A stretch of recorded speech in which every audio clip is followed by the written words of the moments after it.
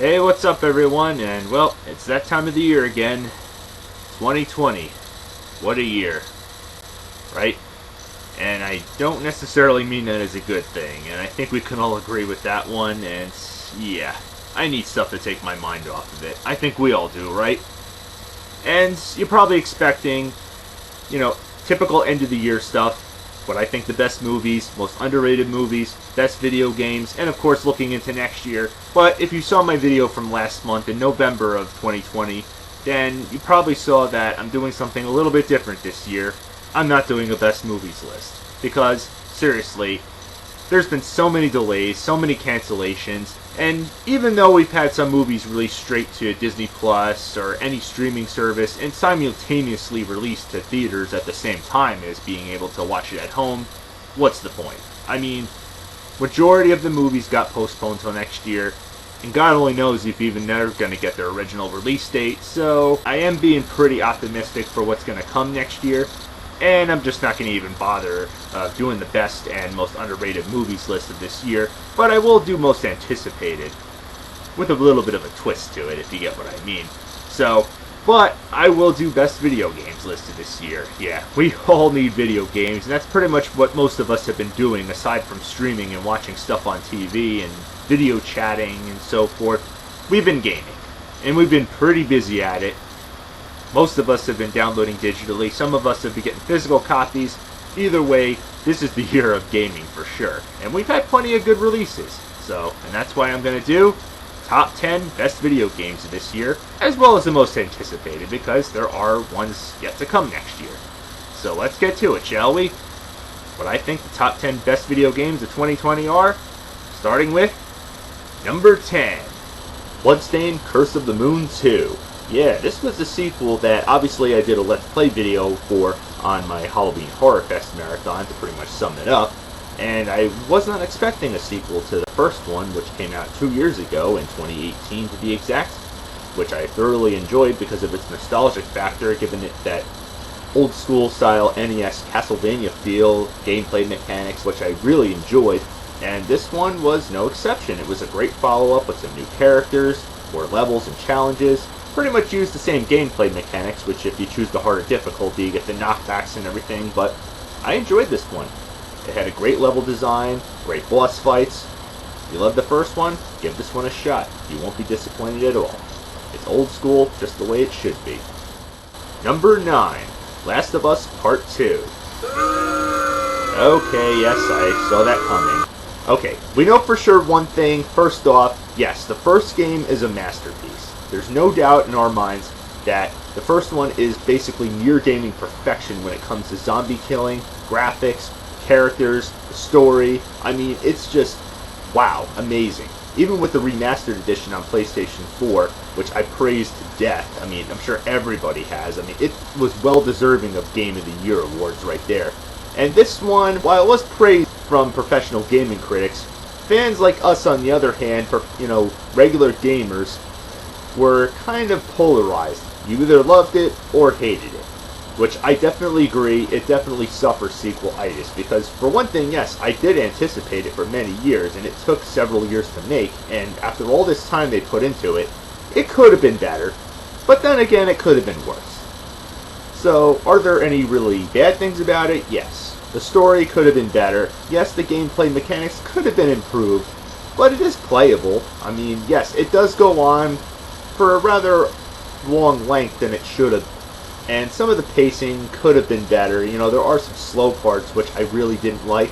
But once you get down to the good parts with the zombie killing and the action, adventure, and everything like that, it still plays good. So, yeah, not as good as the first one, but it's not terrible either. If you like the first, you might want to give it a shot. If you didn't like it, I respect that. But for one thing for sure, yes, it is not deserving of Game of the Year award. I mean, there's much better games than this one. I absolutely agree with that one. So, it's up to you whether you like it or you hated it. Number 8, Assassin's Creed Valhalla. Yes, quite an interesting name, right? And, okay, yes, we know this franchise has gone on for quite a long time. I mean, it's one of those gaming franchises where they release one every single year, and it's been hit or miss with some of them. But thankfully with this one, it doesn't suffer the miss side of it. It's actually a big hit. You know? Like Assassin's Creed Origins, Odyssey, it plays great. Yes, it could have been better, but it could have been a lot worse. The story and everything are great, the open world is there. So yeah, if you're more into the older Assassin's Creed games, like the first two to be exact, you might be disappointed. But I think it plays great. The story's pretty good. Fighting mechanics could have been better, but they play pretty good. So, yeah. For a franchise that definitely goes on, making one every year, I'd take this over another Call of Duty game any day. I mean, there's nothing more repetitive than that franchise. This at least takes the necessary steps in making it a worthy successor to its predecessors. Number 7, Streets of Rage 4. Yes, I already reviewed this one, so I don't think I have much to say about it. Just check out my review for it, and you'll definitely see that, yes, it is a multi-console release, PlayStation 4, Xbox One, Nintendo Switch, and so forth. It's a great beat-em-up sequel to a great beat-em-up franchise by Sega, which obviously is not a company that makes gaming consoles anymore. And yes, I do find it ironic how you can actually play it on a Nintendo console because, well, like the old school saying went, Genesis does what Nintendo don't. And ironically, you can play it on a Nintendo console. I don't think that was the motto for this game, but yes, it was a fantastic beat-em-up game. 12 decent length levels, several playable characters, you can unlock several more of them, and even though it has some new features like some awesome background effects, punching and kicking moves, and some boss fights that can be pretty damn challenging for the most part, especially the last one, it has plenty of old school nods as well, with unlocking old school characters and the old school arcade games, which can give you a piece of an old school level. So yeah, as well as some new steps that it takes, it definitely tributes its old school predecessors, making it a worthy reboot / sequel. So if you love the first 3 games, check it out. You will not be disappointed. Number 6, Paper Mario Origami King. Yes, Paper Mario was not quite my favorite. I mean, I played the ones and I enjoyed it on the N64 and the GameCube, but then when it made its way into the 3DS and Wii U, it kind of hit a big speed bump and lost its luster a little bit. But thankfully with this one, it got it right back. The gameplay mechanics and everything are just as good as you remember, and I mean, it looks great. It is what it is. It's self-aware that all the characters and everything look like paper cutouts, because that's Paper Mario for you people. And if you didn't like it, that's fine. I wasn't a huge fan of it, but I actually enjoyed this one a lot. But for one thing though, yes, the boss fights can be pretty frustrating for the most part. But trust me when I say, if you lost faith in the Paper Mario franchise, not to worry, this one should renew it right there. Believe me, I think it brings it back to its glory, for the most part. Number 5, Spider-Man Miles Morales. Okay, yes, in case you're wondering, no, this is not DLC, this is actually a direct sequel to the awesome, incredibly amazing Spider-Man game on PlayStation 4. Yes, again, this is a PlayStation 4 exclusive, because I guess with Sony and Spider-Man, whatever, you didn't get the point. I praised the hell out of that game. Best game of 2018, no question there. I'm sure anybody can agree with. I mean, they hyped it up so much, and it definitely lived up to the hype. Just check out my review for that game. I don't think I have to say much more. And this one is, well, not as good. You know, some people may complain that it is kind of DLC in disguise as a game, because, yes, you do play as Miles Morales, and if you played the first game, you got kind of a sneak peek at it. And yes, I do find it funny how it's also in the Spider-Man Into the Spider-Verse movie, and it follows the comics pretty well. It plays just as good, the mechanics are great, boss fights are fun, just swinging around the city as Miles Morales this time around. Definitely shows that they could definitely take the necessary step in giving the web slinger at least a decent sequel. So, check it out. Not as good as the first, but it's still Spider-Man. Just not Peter Parker. Number 4, Immortals, Phoenix Rising. Yes, that's how you pronounce it right there. It doesn't look like Phoenix, like the city Phoenix, but yes. In case you're wondering, this is one of the few games that I anticipated several times for the past 2 years, and originally it was supposed to be called Gods and Monsters, but for some reason this is the actual title it ended up with. And I could safely say, if it's at this spot on the list, yes, it definitely lives up to the hype. It's not perfect, but it's almost. I could safely say without a doubt by Ubisoft it definitely mixed in a little bit of Assassin's Creed, but it felt more like Zelda Breath of the Wild with its open world feature, wall climbing, fighting mechanics and everything like that, and with Greek monsters, I was thoroughly amazed of how awesome this game looked. A little cartoony, but for the most part, yes, even on the Nintendo Switch, which is the one I went for, I was not disappointed at all. Yes, there can be a few frustrating puzzles which can really trick you. I mean, it's nothing different from Legend of Zelda. I mean, Christ, you get stuck on a level or anything, or a puzzle, you're going to be looking online to how to figure it out if you can't. And yes, the most annoying thing I definitely agree with is having to get the Ubisoft account, but once you get past that, it's free. It can be a bit annoying, but once you get past it, you're pretty much in the clear, and you can play it, enjoy it, whether it's at home or on the go. If you buy the Nintendo Switch version, that is. It's also available on PlayStation 4 and Xbox One and so forth. So, trust me, if you love Breath of the Wild, it definitely gives me that vibes, and I'm sure it will do for the same for you. And if you enjoyed that game, check it out. Believe me, it's well worth it. Number 3, Animal Crossing New Horizons. Okay, yes, this game, I'm not a huge fan of Animal Crossing originally, and I was very skeptical on playing this one, because obviously, yes, this released during a pandemic, and everyone was trying to get their hands on this one. Everybody was praising this game, and I just didn't think it was going to live up to it. Now, of course, there is one annoying thing about this game, is that yes, you can only build one island per console, and yes, I do agree it's a bit overhyped, but I have to admit, for a first-time player of any of the Animal Crossing games, it was pretty amazing. That's all I can say right there. On the Nintendo Switch, a console that you can either play at home or on the go, it doesn't disappoint one bit.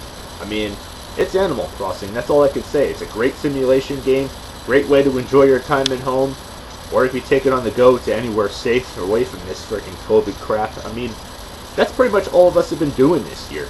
And this one was definitely one of those that definitely showed that the Nintendo Switch can still go strong. Trust me, even if you're not a fan of Animal Crossing like I was, then you might want to check it out. If you didn't like it, that's fine. I understand it was overhyped, but trust me, it can suck you in a lot. Number 2, Crash Bandicoot 4. Okay, yes, Crash Bandicoot continues on. It's no longer a trilogy, at least with the 3D games, and this one definitely shows that the series, which I was skeptical on, seeing how some series can't take the necessary step forward, but believe me, this one fulfilled the hype that it was building up, and, well, okay, yeah. The last 3 games, as you know, were enjoyable, but trust me, just like those games, it was hard as hell. There's a lot of challenges, there's a lot of cool level design, so you really have to be up for the challenge on this one. And no, this is not only on PlayStation 4, it was also on Xbox One. But sadly, no Nintendo Switch release. Maybe in the near future, who knows. I got it on PlayStation 4, and trust me, it definitely lived up to its name. Definitely shows that this series can still go on strong. Go for it if you enjoyed the first 3. And the number 1 best video game of 2020? One of the most difficult years we've ever lived through, I think we could safely say. But with a silver lining, the best video game? Doom Eternal. Yes. Another game that was postponed from last year, and, well, okay. As you all know, I went for the PlayStation 4 version digitally because this was released during the big lockdown start, you know, during the pandemic and everything like that. And I downloaded it digitally. Didn't get the physical copy because a lot of the stores around me were closed, and I was just kind of afraid, like everybody else was, to go to any of these stores. And I can safely say, without a doubt, this game was incredible. If you love the first one that came out in 2016, this one takes the necessary step forward, bringing the same amount of enemies as the first game, plus a lot more. Plus more weapons, plus more challenges. Yes, this game can actually be pretty damn hard, especially when you come across these puzzles where you have to kill certain kinds of enemies and take out the leader that's controlling these enemies. Yes, this game has a pretty long length to it. All the level designs are great, guns, everything is just amazing. There's even some parts that really frustrated the living hell out of me. And yes, there's online. Yes, there's all this stuff that you remember from the first game, plus more. It takes every necessary step into making it longer, more challenging, and yes, occasionally even more frustrating. and with some awesome graphics, music, and level designs and fast-paced action, it's everything you all hope for an awesome Doom sequel. Yes, it eventually got released on Nintendo Switch just recently, but trust me, I would assume just like when the first game got released that it's going to be a little watered down and not have as much content as that one. So if you want to go for that one, that's fine. I was impatient. I couldn't wait for the Switch version, which I never understood why it got delayed. With the first game, it's understandable because it came out a year before the Nintendo Switch released for the PlayStation 4 and Xbox One, but this one, I don't understand why they're doing it and as well as with so many other games, so give it a shot. Believe me, if you love the first, as I said, go for it. If you love slaying some more monsters, you want more challenge, well, hell is waiting for you right here. It's a hell of a good time. So, that's my list right there, people. Till next time, keep watching.